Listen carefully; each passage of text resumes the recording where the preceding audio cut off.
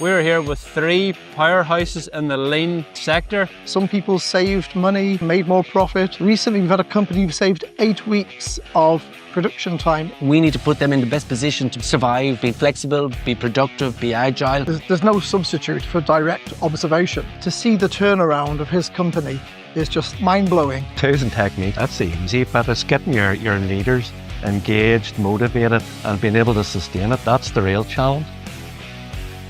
Tools and techniques, that's the easy bit. It's getting your leaders engaged, motivated, and able to sustain it. That's your real challenge. Now, yesterday, I took the ante up a little bit with this, and that I started creating with the GPT, the flex planning process. We're actually going to back that off. I'm not going to touch that this week. We're going to continue with ORCA, and it's all to do with this, able to sustain it. So if you notice up on my wall up here, I have my month planned out in a visual format. This has worked. So the align your team before Christmas, and tomorrow morning I'm going to Perth. If I keep trying to push ahead with what I'm doing, this is where the critical part of knowing what your mission is and what your real objective is. And the real objective is to fill these sessions and go and do this work, which is what I'm doing in Perth this week. If I keep trying to push ahead and do flex in amongst this, as well as do my daily ORCA, the chances of me failing at this point would go, I believe, through the roof. I'm going to actually ask the GPT, we're going to ask the GPT about it before we start. We're going to have a quick chat with it and see what its thoughts are. I believe it'll say the exact same thing. Going to play your clip.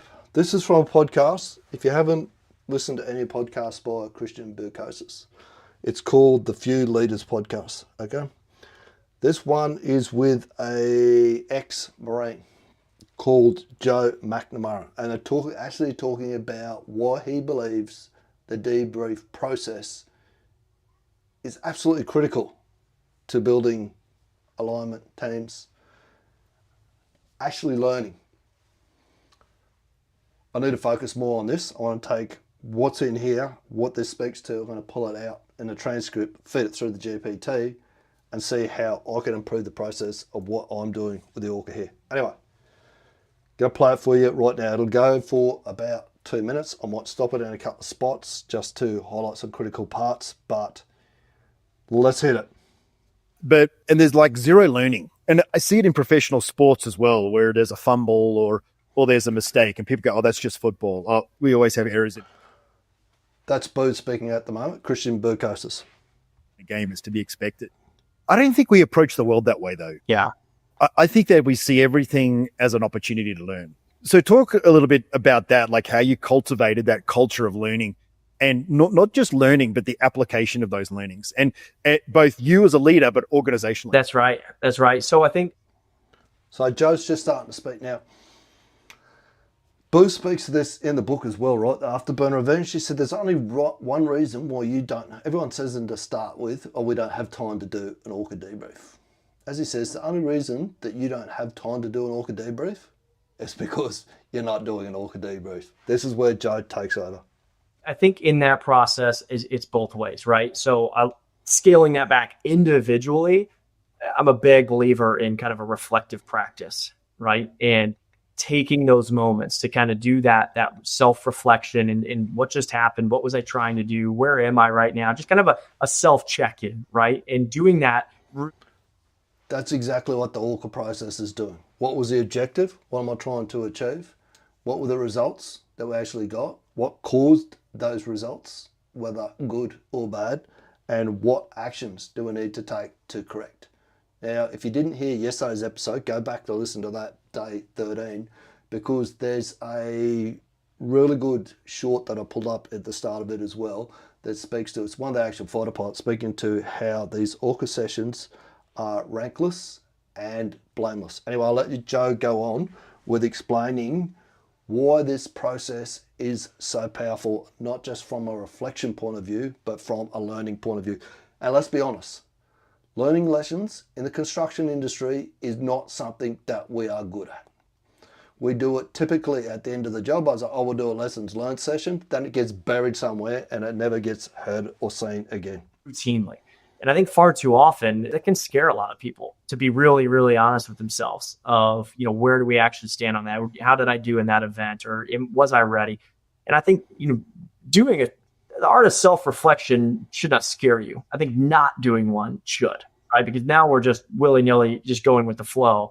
But with our team, that is a cultural non-negotiable, is we will be doing debriefs after everything. And I know you guys do it, and it is a cultural non-negotiable. Write those words down. Tattoo them on your forehead if you got it. Cultural non-negotiable. I've told it to, I think a debrief is the single greatest tool when done properly. It's the single greatest. I want to read this out again. I think the debrief is the single greatest tool when done properly. It's the single greatest tool to accelerate organization. To accelerate organizational and individual growth. That's what we're trying to do here, right? And individual growth. And I know you guys have preached it. I preach it everywhere I go, and I could probably hold up one hand how many teams or individuals that I think have put this into. Even professional sports teams that think they're doing it, they're still not. It's not learning. It's just direction. It's direction. That's all the correction. That's the right language. Or it's an opportunity to look the smartest person on the team or be the smartest coach. It's kind of like those cognitive muscles don't click, which allow you to say, here's what was supposed to happen. That didn't happen. Now let's get really curious as to why and start with my accountability. And I love how you started. So go back and I'll drop the link. If you want the link to that episode, just comment the Few Leaders podcast below and I'll drop the actual link for that episode in there. All right, let's get into doing my debrief. So I'm going to have a chat with this ChatGPT. Okay, ORCA Wingman, before we start today, I want to give you a little bit of context and I want to understand your thinking around this as well. This is my thinking. So yesterday I created another Wingman, which was called the Flex Wingman, which is all about flex. Planning process comes from Christian Burkos as well. It ties in with ORCA.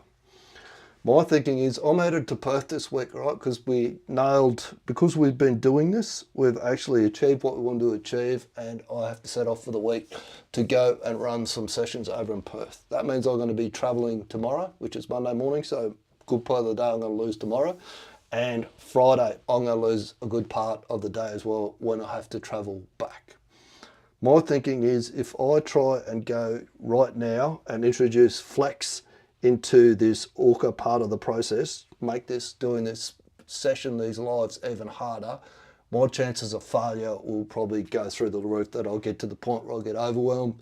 I've got too much to concentrate on and I'm likely to miss a day, which is exactly what we're trying to avoid. That's not a part of our mission. What are your thoughts on that? Do I park flex until the end of the week or am I being slack or should I be getting into it today? Let's see what he's got to say, what our ORCA Wingman comes back to say about that. This is giving it more context as well, okay? So the more context that we feed it, the more backward and forwards that we do, the better the result that we're going to get out of it, the better understanding it's going to have of what we're trying to achieve. The truth, introducing flex now would break the system. Exactly what I thought. You're in a fragile but powerful momentum window right now. You have 13 straight days of ORCA discipline. Your execution rhythm is stable but not yet automatic. You're about to travel to Perth, which compresses your available cognitive bandwidth. These travel days are execution disruptors even for elite operators. Flex is a second cognitive operating system, not a small add-on. If you add flex now during travel, fatigue, a heavy client-facing week, multiple sessions, new environments, you will overload the system.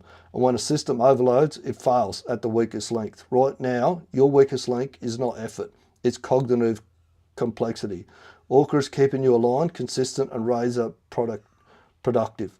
Adding flex now would create a parallel process, and humans do not do well under a parallel load.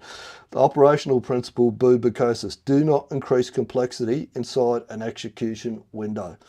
You're inside a high-stakes execution window. Travel, lives, sales, on-site sessions, new clients, Fabric pipeline, Sunshine Coast messaging, Catalyst Academy build. This is not a week to introduce a new planning layer. Flex belongs to the planning environment, not the active mission environment. The Cunningham rule. Complexity is an enemy of execution. The goal is not to know more, the goal is to execute better. Right now you're executing brilliantly. Adding flex prematurely would force you to think and execute less. This is an execution sin. The PAC's behavioural science. Tiny, repeatable, trackable behaviours compound. Adding a second framework now breaks the chain. You'll always stabilise one behaviour stack before layering in the next. ORCA is not stabilising it. It's strong, but still in the early days. If you break the streak, you break the identity you have been building. The answers. You park flex. You do not introduce it this week. You revisit flex after the Perth trip when your cognitive load drops and your environment stabilises. This is not being slack. This is being strategic. You're protecting the streak, the system, the identity, the mission. If you screw ORCA trying to add flex too early, you'll lose the foundation that you got you to Perth in the first place. The plan, firm and clear. ORCA continues daily. No break, no drift, no exceptions. This is your backbone. Flex remains parked until next Monday at the earliest. You revisit only once. You're back from Perth, travel fatigue is gone, your execution load is normal. You have cognitive space to integrate. This week equals simple, clean execution. Your job is not an ORCA lives session travel, not dropping the commercial pipeline. Nothing else matters in the system. If you force flex in now, you won't make it better, you'll make it fail. Failure at ORCA right now is unacceptable, not because you're weak, but because you're too close to permanent identity change. Protect the streak, protect the mission, protect the simplicity. If you can, I can also create the flex integration plan, set the exact date to introduce it, map how ORCA and flex. No, we're going to park that right now because that is exactly as I thought. This is Mr. Red Hot Tip. This is how you use AI as a strategic thought partner. I've primed this GPT with a thinking from the book The Road Less Stupid by Keith Cunningham. Tiny experiments, how that the psychology behind doing all these things work. And Anne-Laurie, what's her name, sorry? Anne-Laurie, yeah, the Comf. And what's the afterburner advantage. So it has a full understanding of how all of this works. It can see through multiple layers, multiple directions at different times. It knows better than me. If I go and try and do this now, the chances of failure are high. All right, so let's crack on with our ORCA then. So we are new shift, 7th of December 2025. Let's get him to step us through this process. Come back and ask me what my tasks were and what I have and haven't achieved. Which we got that on. ORCA Wingman, day 14, direct and demanding mode. Right into discipline, no warm-ups, no easing in. This is how the streaks become identity. Your daily 3 actions for Saturday, 6th of December were create tomorrow a single objective, 150-minute focus block, catalogue 2 Sunshine Coast businesses to target next week. Binary answer, yes, no. Action 1, yes. Action 2, yes. Action 3, yes.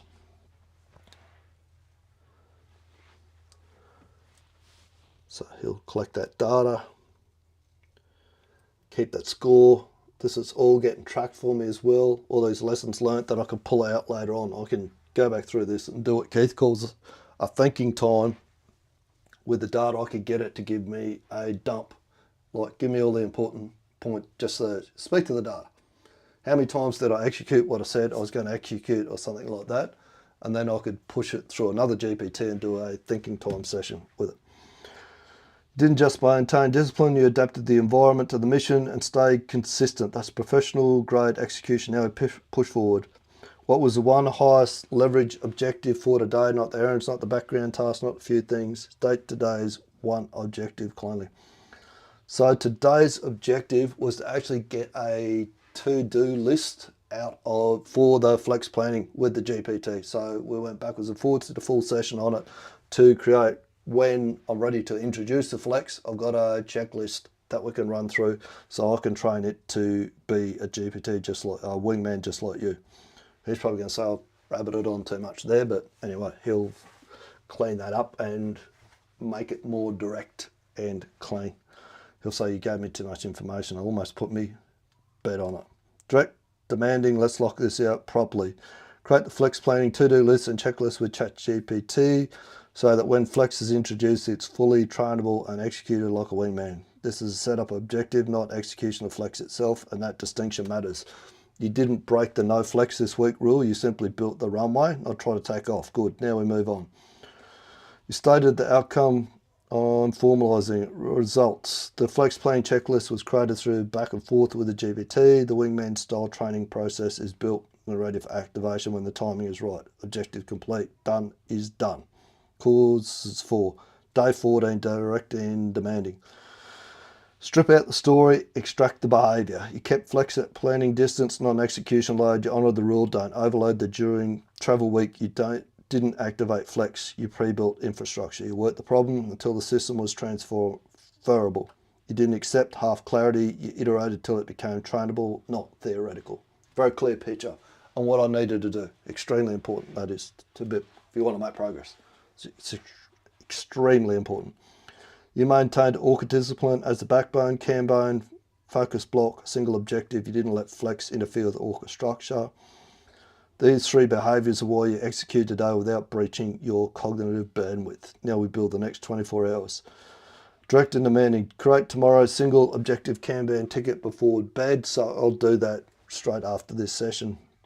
Do 1 30-minute focus block before leaving for Perth. Not 50 minutes. Travel days require a compressed execution window. The goal tomorrow is discipline, not maximise output. What I'm doing here is mitigating.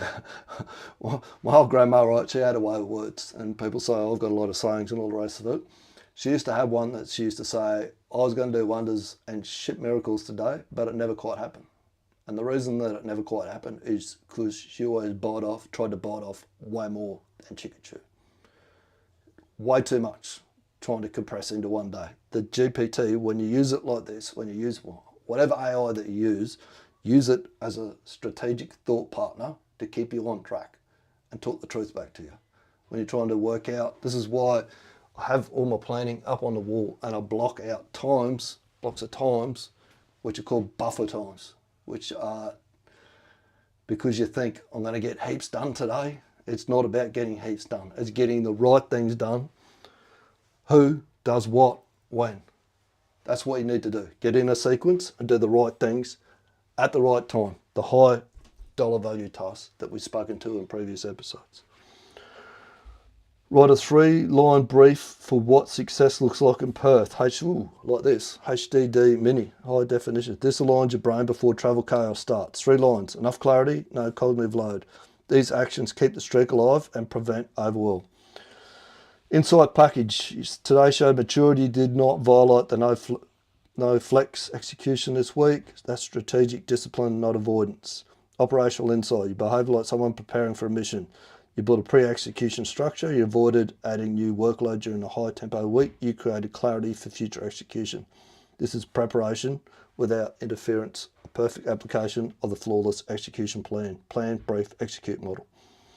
Your cognitive bandwidth profile is now obvious. You perform extremely well when you build a tool before using it. You perform poorly when you build and use simultaneously. This means your long-term success depends on preloading systems before integrating them into your daily rhythm. We'll design flex integration around this truth. See how it's building this as we go. All right, done. Take it, use it, make it a great week. I did put an outro video there, but I'm looking at that and it looks like it is gone. It's dropped it again for some reason. Let's play this one. If you're not quite at the point where you're looking to align your team before Christmas, or if you are, you're coachable, humble and honest, you realise that you've got a good team, but they're good. They're not yet at great. And you've got street smarts, we might be a good fit to work together. Head across to, still a couple of sessions left, ambitioustarget.com. Got 16th and 18th left, 2 sessions that I can do before Christmas. If not, you might not be at that level yet, but you're still interested in being a catalyst. Got a program running inside construction school called, funnily enough, the Catalyst Academy. If your story's a little bit like this one, then it might be of interest to you. Speak soon. They told me you can't do that here, Beanie. It might sound good in one of your books, but this is a construction site. You can't build a learning environment here. But I didn't start with a touchy-feely feel-good program or some poster. It started with a shelf. One shelf, a few books, a marble, a cricket ball, and a football.